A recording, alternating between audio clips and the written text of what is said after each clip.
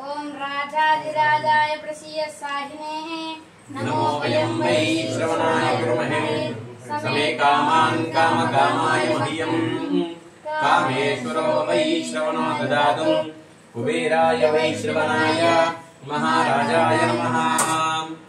शतमानं भवति शिराय पुरुषस्तेन्द्रिये आयुष्येवेन्द्रिये प्रतिष्ठते।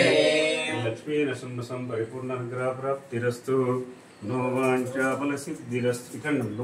जय श्रीमन्नारायण। उग्रं वीरं महाविष्णुं जलन्तं सर्वतोमुखं नृसिंहं भीषणं भद्रं मृत्योर्मुच्यं नमाम्यहं।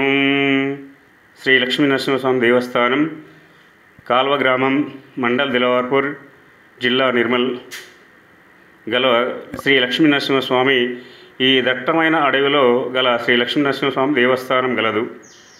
ఈ దేవస్థానం నందు పుష్కరిణి, పురాతనమైన పుష్కరిణి ఉంది। ఆ యొక్క పుష్కరిణి వెనుకాల గుహ, ఆ గుహ లోపల నరసింహస్వామి స్వయంభూగా వెలసడం జరిగింది।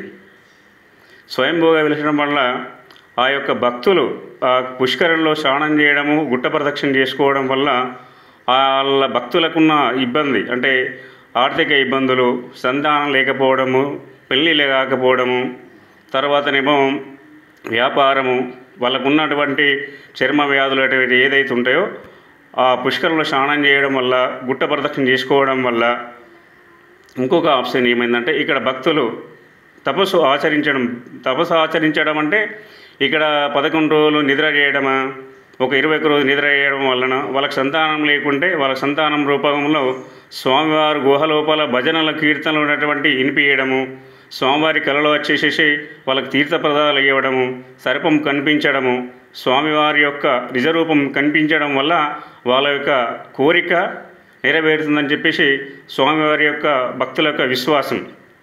ఇక్కడ పూర్వము గుడి లోపల విగ్రహం ఉండేది కాదు। సాలగ్రామాలు, చెక్క పాదుకలు, స్వామివారి పాదుకలకి అభిషేకం చేసి మా పూర్వీకుల అర్చకులు, మా తాతయ్య వాళ్ళు ఆ స్వామివారి సాలగ్రామ తీర్థము ఇచ్చేవాళ్ళు।